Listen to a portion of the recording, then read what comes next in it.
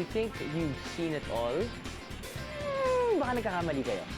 Dahil, minsan, meron kami mga eksena na hindi namin pinapalabas at pinapakita namin sa inyo.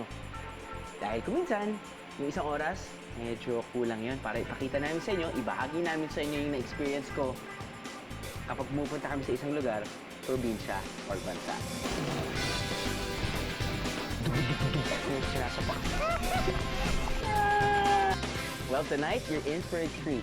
Dahil this January, kinumpile namin lahat ng mga deleted scenes or yung mga scenes na hindi namin sinama sa that particular episode na yan. Ha? Yung itsura niya, parang puwet. Mini siopaw. Oo! Hindi kami nagkakaintindihan. Ano? Excited ba kayo? Guess you're on the road. Ano? Sama ka sa biyahe ko? Ang una nating babalikan ay ang ating Thailand experience.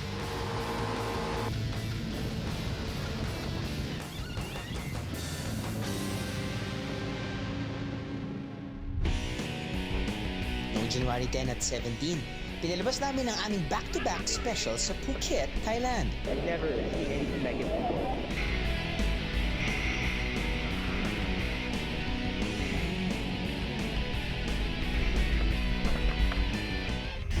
Sumabak rin ako sa iba't ibang extreme adventures.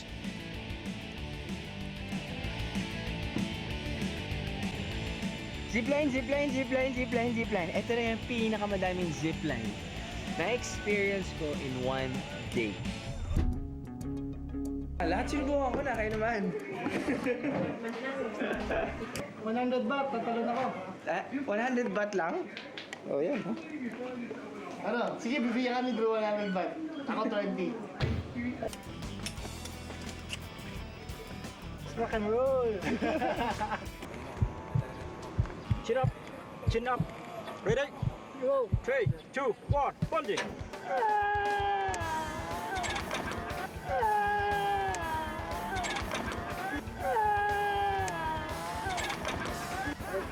Parang kinakal. At nakilala natin ang iba't ibang aspeto ng kanilang kultura.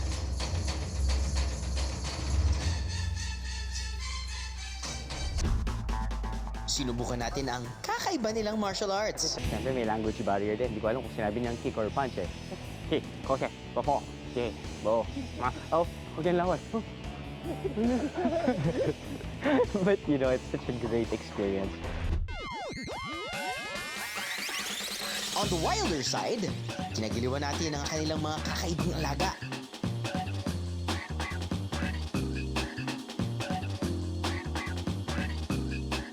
Royal use so much of the pen, I need to do mine. Okay, yes, mother here. Again, mother, yeah. For him, please, speaking, tuk.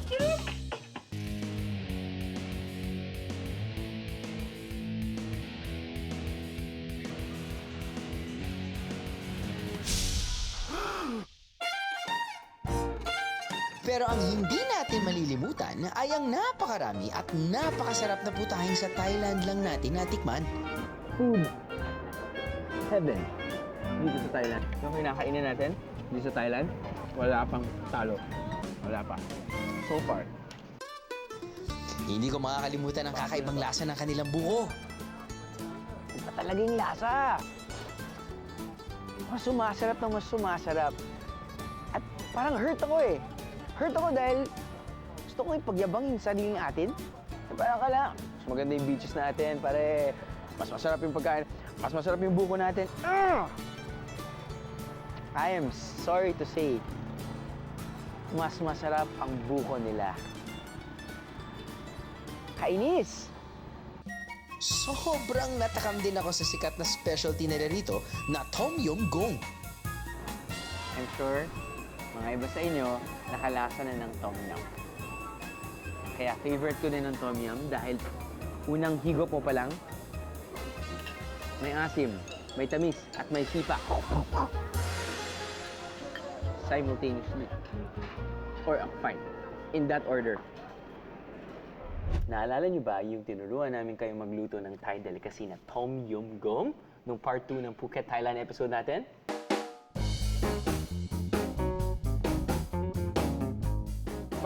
5 minutes.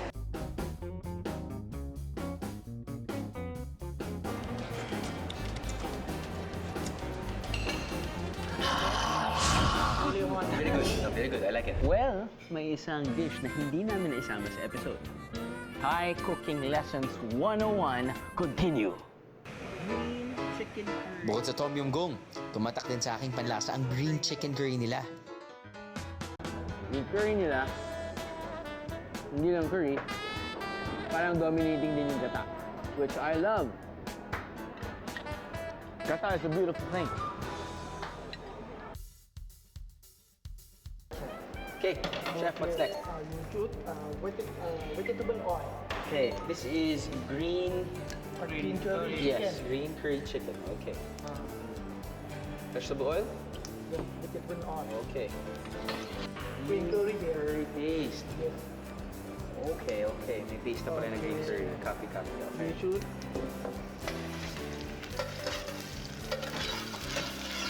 Coconut milk. Yes. Okay.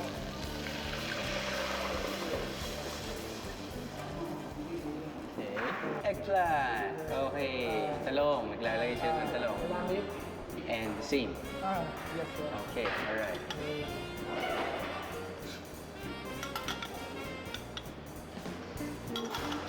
Chicken. Okay. Matapos halu-haluin ang manok, hinayaan muna namin itong kumulo sa loob ng 5 minuto. After 5 minutes, With song. Some fish sauce. Make it salty. 1, Just 1. 2. 3. And 3. Oh, 3 also. Palm sugar. Sugar. Palm sugar, you know. Yung consistency niya parang pastillas de leche. Tamis din siya. Kaya nga sugar eh.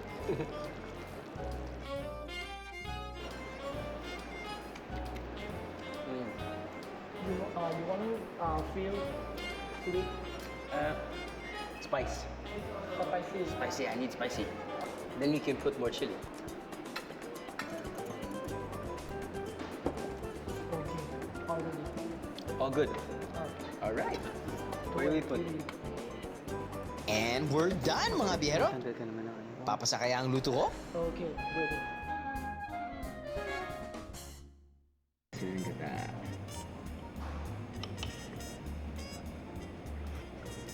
Alright. Panalo. So, for 900 plus baht, marunong ka na magluto. Kahit hindi ka na punta sa Phuket, matitikmo mo na ang Phuket. Approve! Approve.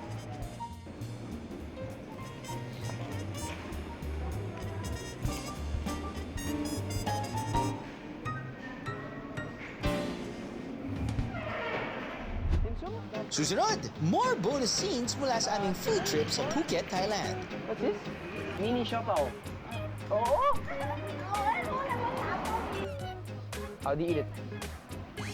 Huh? Huh? Ano? Sama ka sa biyahe ko? Ano? Sama ka sa biyahe ko?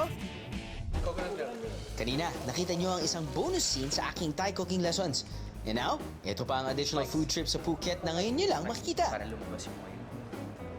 So, naalala niyo ba, yung nag-food trip tayo sa Muslim community, yung kinain ko parang longganisa na may halong noodles pati kanin. At syempre, hindi natin makakalimutan yung spicy noodles na ino-offer din nila. Yung ginagawa namin kada biyahe, hindi namin sinusundan yung ID. At dahil matakaw yung segment producer namin na si Adonis. Oh no! Kaya talagang mag-feature kami ng pagkain parate. Now, minsan nag-iisip ako na hindi talaga para sa show, kundi para sa kanya. Para sa kanyang tiyan. But hey, subukan na natin ito. Malay mo, sarap din yung ating kakainin.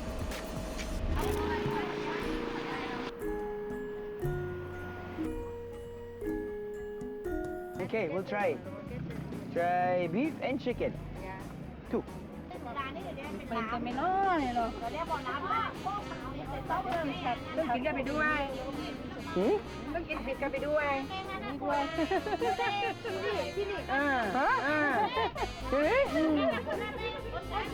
อันนี้ด้วยอร่อย Aroy ko! Bukod sa kakaiba nilang stuffed longganisa, nilantakan ko rin ang kanilang version ng mami sa gilid ng kalsada. Noodles. Good idea or not? Kailangan naman tayo magkaroon ng almoranas eh.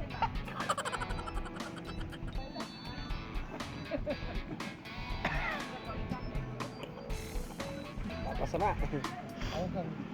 Sisi.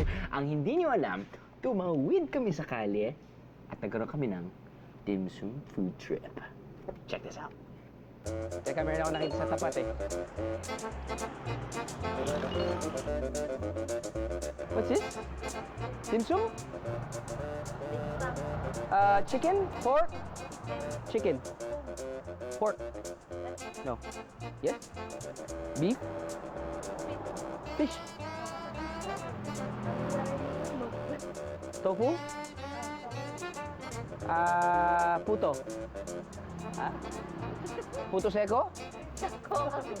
No? Mini siopaw. Oo? Talk about being lost in translation.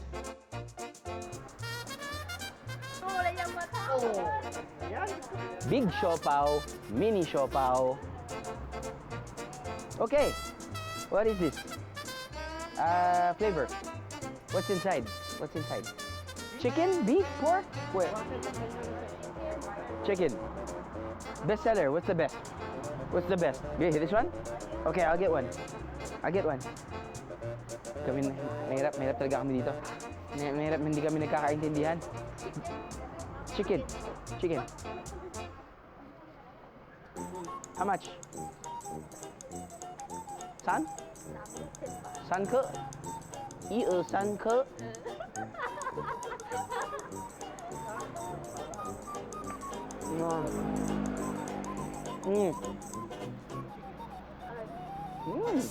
Sarap.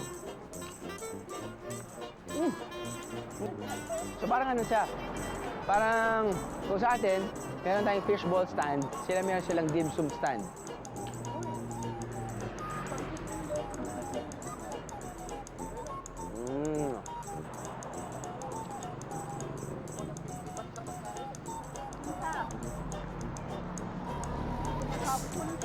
Okay, ito naman. Naalala niyo ba yung pumunta tayo sa isang hill? Yung napakagandang sunset? Yung sobrang daming tao? Yun ang nagsiselfie? Yes, that's it. Bago nun, pumunta muna kami sa isang beach. At doon sa entrance ng beach, syempre, anong ginawa namin? Kain. Kain ng iba't ibang klaseng prutas.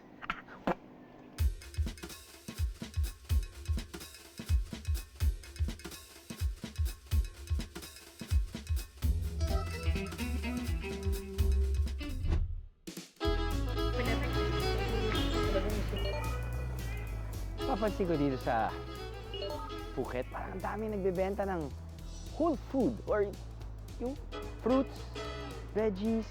At yung fruits nila, I mean, hanap sa variety. Diba, meron kang pineapple, mangoes, papayas. Ito nga, very extreme eh. Meron sila, ang lalaki ng mango, pero ang liliit na banana. Meron silang dragon fruit. At meron silang, hindi ko alam kung ano yun. Gusto ko i-check. What is this? Sorry, excuse me. Pomegranate. Ah, pomegranate. Yes. Okay. Pomegranate. Para siyang red fruit. Ginagawang juice to eh. Nakita ko lang to sa TV eh. Sa Food Network. Sobrang nutritious daw to, but yeah, it's weird. Ito yung sinisip-sip lang tapos yung tinatanggal yung buto sa loob. What's this? Guava. Wawa? Like an apple. Sorry? Like an apple. Like, oh, parang apple. Oo, parang siya ano, bayabas na malaki. Excuse me, what is this? Sala? What's inside? What's inside? Sweet and sour. Can I taste? Okay. It's sharp. It's like it's not meant to be eaten. How do you eat it? Ha? Ha? Yung itsura niya, parang puwet.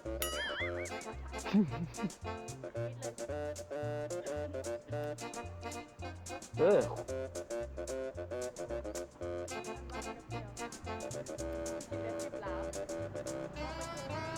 Shibla. Para siyang maasim. Actually, may asim siya, pero may pakla, pero may konting tamis. It's weird. Kasi hindi ako adventure sa fruit eh. You know, I stick with the basics. Last Feb 21, pinalabas namin ang aming over sa nakakatakam na Quezon episode. Paano ba naman? Hindi lang isa, kundi 4 na bayan ng Quezon ang ating pinuntahan para lang sa isang matinding food trip. Nagpiesta tayo sa gata. Nakatikim tayo ng iba't ibang klase ng pansit tulad ng pansit habhab. At kung naalala nyo, ang naging chummy ng aking tummy, ang chummy noodles. It's weird, but it works. Gusto ko yata ang puro. Walang halo.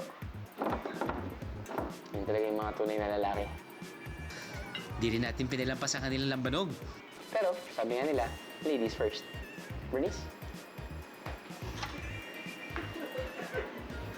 Thank you. Good.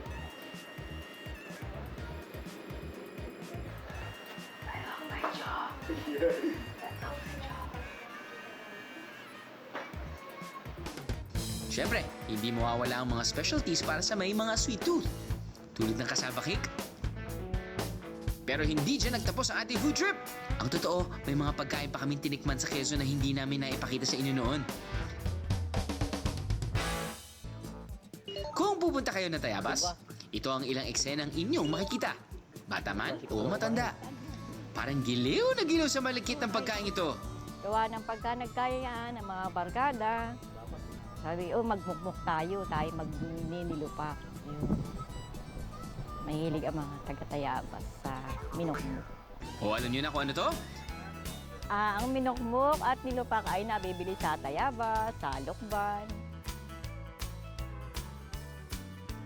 Bakit kaya ito tinawag na minukmuk at nilupak? Oo, nakagis na namin sa mga lolo na gano'n. Minukmuk at nilupak ang tawag. Ang nilupak ay galing sa balinghoy at saka sa saging. Ang main ingredients ng nilupak ay kamuting kahoy o kasaba, saging na saba.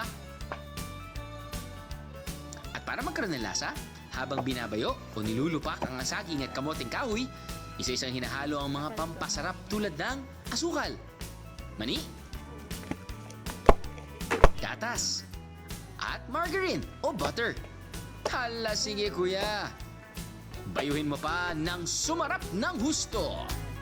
Ang minukmok at nilupak, bao! To cap our nakakabusog na Quezon food trip, ito ang isang binisita namin na hindi nyo pa nakikita. Ito ang mga putahing sineserve sa organic farm ng pinuntahan namin. Siyempre, to complete my MJD farm experience, pagpitas natin ng mga fresh organic veggies like lettuce, you know, the works. Fresh fruits, papaya. Now, ito ang kanilang salad. Of course, organically grown here with their fruits and their smoothies. Itong smoothie na to ay...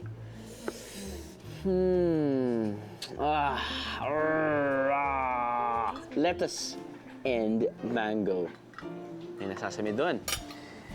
Ito naman ay cucumber and melon. Never felt so green in my entire life.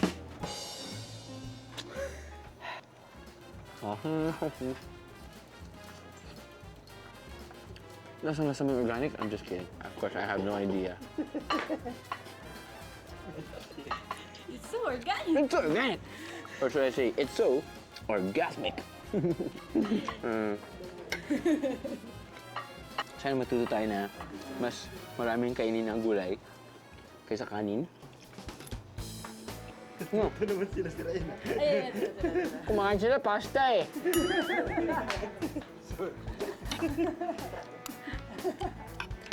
Bukan na to. Cucumber with melon.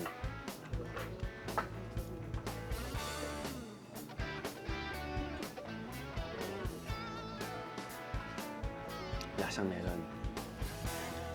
Lettuce and mango. Let me guess. Lasang mango. Lasang mango. Ayos. Astig. Uy, ito nga pala.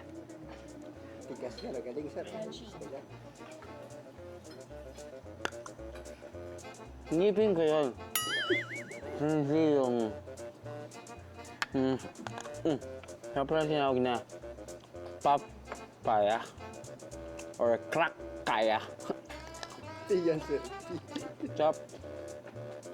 Kids, believe me when I say gulay is yummy. Wide. Thank you. Thank you. Susunod, Sino pa man, siguradong masasarapan pag natikman ninyo ang maitim kong suman. break it down, yo! Nice! Nice one! Ano lagyan natin yung peanut butter sa buko tart?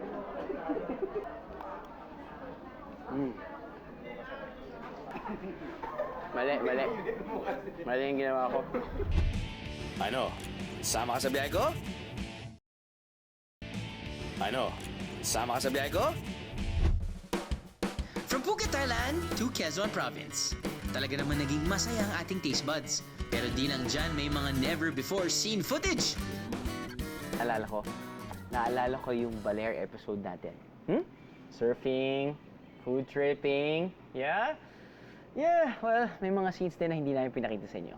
Kaya nga meron tayong episode na ganito eh. Perfect timing naman na pumatak sa araw ng mga puso ang episode na to dahil perfect daw ang Baler para sa isang romantic getaway. Naalala niyo ba ang higanting puno na to na tinawag nilang Millennium Tree?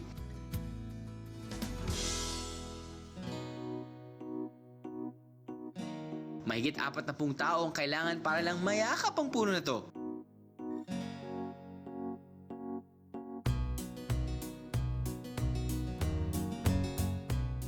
Pero nagulat tayo nang malaman nating pwede palang pasukin ang loob nito kung saan pwedeng magyakapan ng mga manginibig. Ito po yung pasukan niya. Isang pasukan na nasa gawing kanluran ng puno.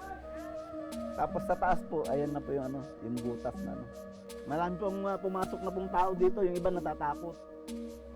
At baka daw may ahas dito sa loob.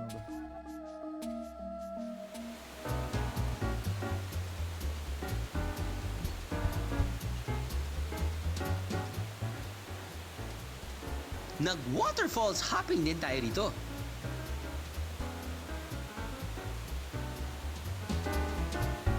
From the smallest to the biggest.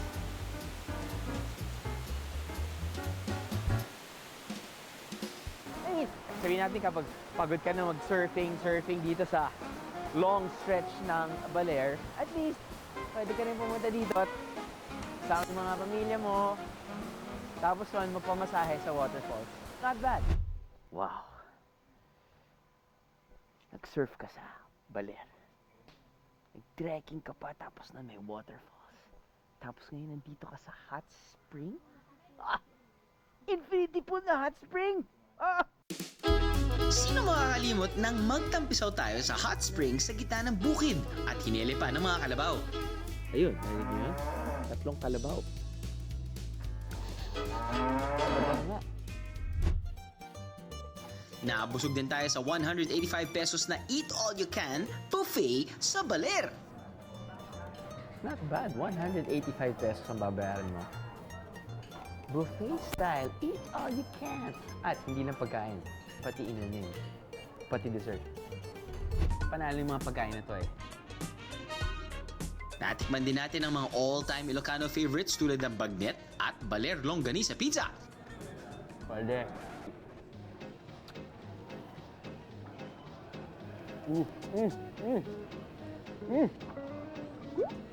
Kino-cover ko dahil mahangin eh. Ayoko malasahan natin nang malamig na.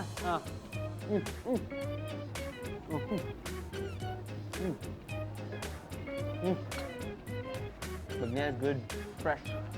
from the Pugon Pizza is good. Pero ang pinakapanalo sa lahat, nakadiscover tayo ng magaling na rapper dito. Magandang gabi po, Nay.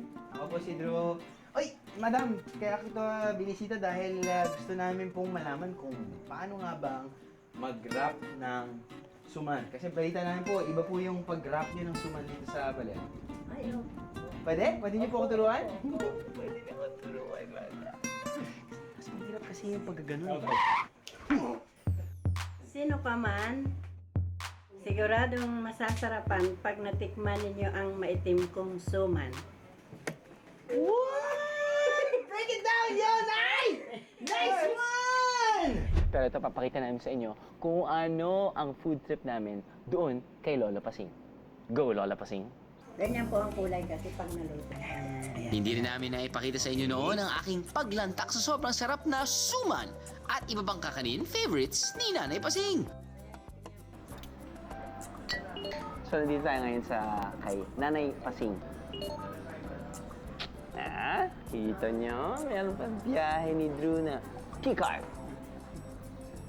Okay, now, dito kay Nanay Pasing, sila yung may homemade pasalubong. So kapag nag-iisip kayo, each and every time meron kayong pupuntahan na lugar, di ba? Sa ating biyahe, ano kaya pwedeng iuwi ko sa aking mga minamahal? Dito sa Nanay Pasing, nag-offer sila ng buko tart, biko, yung ube na yan, masarap yan, espasol, at itong klaseng kalamay ba yan? Na may sabaw. Ha? Tikman natin.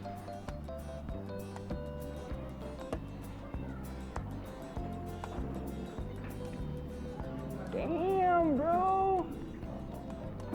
Ano dapat yung mga buko pa eh? Diba? Yung mga maliliit. Sabihin natin, on the go ka na, hindi mo na kailangan hiwain yung malaking buko pa eh.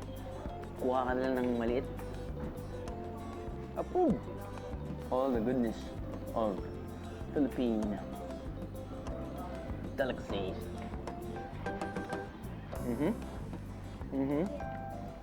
Alright! Minamadali ko dahil talagang darating na tayo sa star of the show. Approve! Kalamin na sabaw. Nahayas. Pero talagang pinuntahan natin dito, star of the show, Nanay Pasing, ang kanyang suman. Now, two variations. One is, yun. Yung original sticky white rice. At ito naman, violet. Sticky rin, violet na rice.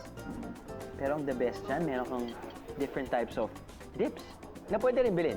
Yung homemade nilang peanut butter, may matamis sa bao, may mangga. Nothing like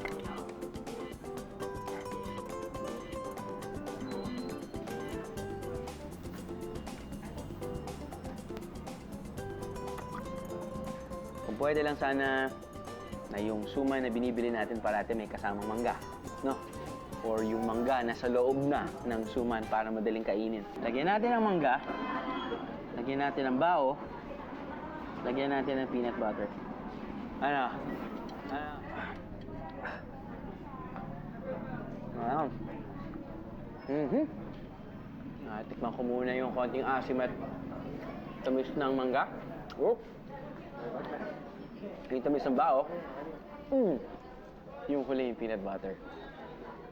Pwede. Pwede. Pwede lagyan natin yung peanut butter sa buko tart.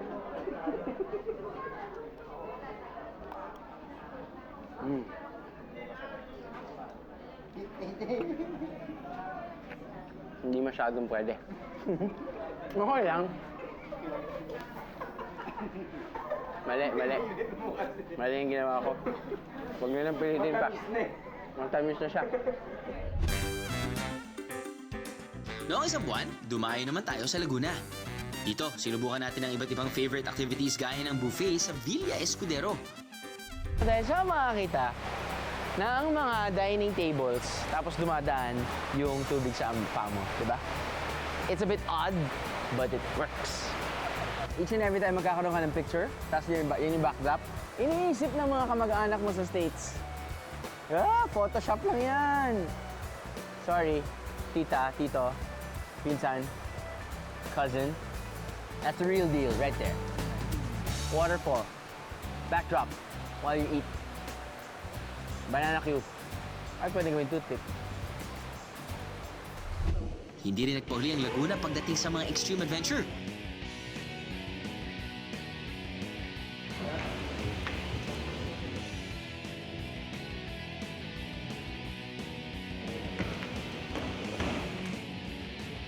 From the man-made wakeboard park to the natural wonder of Pagsanhan Falls. Sulit na sulit ang biyahe natin sa Laguna.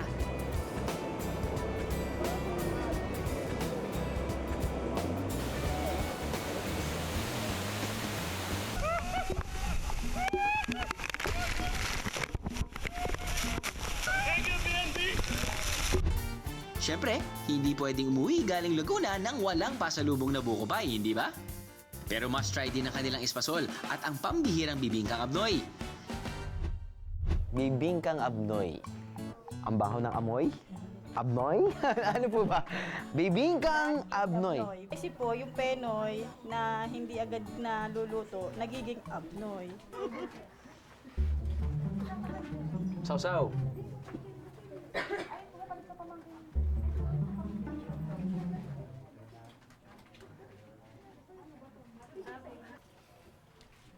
Lasa nga siyang bibingka.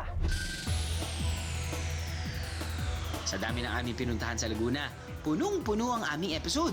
Kaya naman isa pang location ang hindi na namin naipakita sa inyo. Until now. Nakita na ba kayo ng mga bag at sapatos na gawa sa water lily? Iba't ibang klase ng proseso bago makagawa tayo ng bags na yari po sa water lily.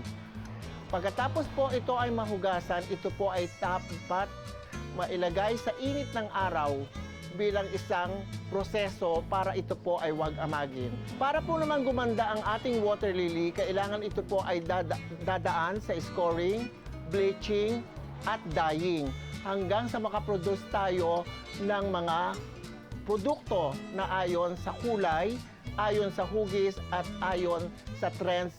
Ang nagre-range po ang aming, depende po sa disenyo at sa sukat at sa intricacy ng design. Nagre-range po ito ng 150 hanggang sa pagka naka-display na po sa mga mall ay more than 1,000 pesos.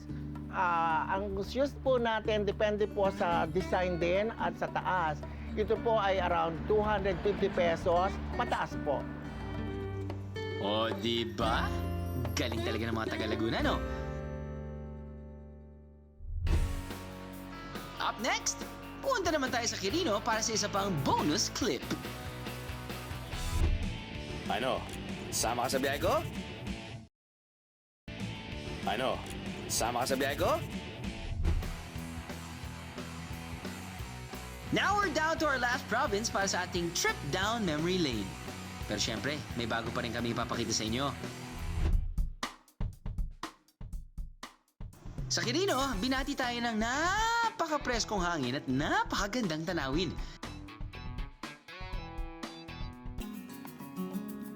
Dito na relax tayo sa view ng pinakamalaking ilog sa Pilipinas, ang Cagayan River.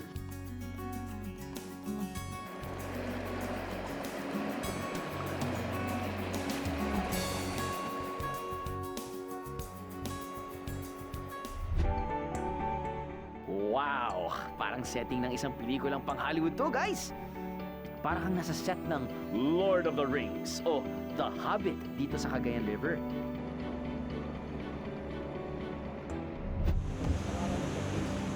Marami ring waterfalls na saktong-sakto for a relaxing swim.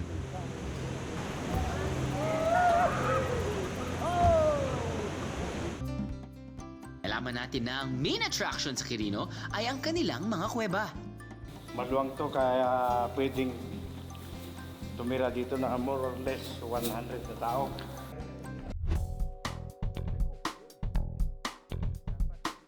Alam niyo, parang there's always something to look forward to, lalo na kapag nagkakaroon tayo ng activities kapag gabi. Nalala niyo yung nag-scuba diving tayo ng gabi. Iba, kakaibang experience. May added adventure, may added thrill, hindi mo alam kung anong mangyayari sa'yo. May lilitaw ba, may uubo ba na hindi mo kilala. Ganon. Di ba? Parang halos lahat mas masarap gawin kapag gabi. Dito nasubukan nating mag-night caving at matulog sa isang tent. Kapag nasa loob na kayo,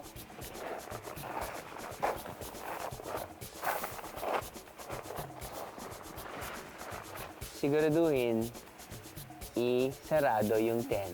Dahil gabi, hindi mo alam kung anong papasok sa loob. Maraming palaka. Marami rin tayong pinuntahang natural wonders na hindi pa masyadong alam ng mga dumadayo. Wala pa raw pangalan ang falls na to dahil nga, di pa naman ito bukas sa publiko. Actually, wala pa silang tawag dito sa falls na to. Hindi naman bago. Siyempre, luma na to, no? Hindi naman new discovery. It's just that, mga pupunta pa lang dito yung mga local tourists. At dahil sa show na to, marami ng tao dito. Yay! No? No. Tumikin din tayo ng karpa, baboy damo at ang Quirino specialty na pukpuklit. Kabatiti or puki-puki. Ito naman, pukpuklit. Something talaga sa medyo north. Barbecue. Pang benteng tao to, Chief. Pero kukunin ko yan mamaya. Bukod sa adventure at food trip, meron din kaming nadiskubre dito sa Quirino.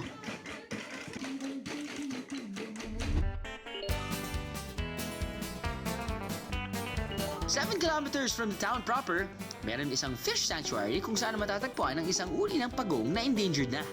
Ang makikita po dyan, yung sinasabi nilang kwansara, endangered species na yung tinatawag namin dito, kagot. Pag malinis yung tubig, nakikita mo sila saray. Inilalabas nila yung ulo. So may ordinansa na yung mga pinagbabawal namin yung maghuhuli dyan. Pag may nahuli dyan, sinasabi sa amin at ibinabalik namin dyan, sir, sa sanctuary natin. Akalain mo meron pa silang kakaibang alaga sa Quirino? So naisip talaga namin na hindi pwede namin hindi palabas yung mga scenes na hindi nasama sa particular episode na yun. That's why we created this episode. Thank you. Thank you. You're welcome. You're welcome. So next time manonood kayo ng Biyahe ni Drew episode, alam nyo na may mga bonus scenes. So, if you wanna watch that, you gotta get ready for our announcement. Where? Just take a look at our social media accounts na nakita nyo ngayon. So, magbibigay kami ng hindi lang yung mga pictures ng sarili ko. Siyempre kasama yung BND staff, TYBND! And also videos na hindi talaga e-ere sa TV. Kasi hindi pwedeng umere sa TV. Mapapanood nyo rin yan. And of course, tips! Promos! And more importantly, itineraries na pwede niyong sundan. Dito sa Iba Zambales, matitikman niyo yung pinakamasarap, pinakamatamis na mangga sa buong mundo. Ito ang mga reyna ng mga mangga. Mas masarap talaga yung pagkain kapag nakain ka bago kumain. Ng tubig. Yung tubig kasi parang kapabusog din yun. Thanks, bro. Lagyan kayo. Wala pa naglaman din yan. Yun, ang daming tubig. Paano niya? Yeah.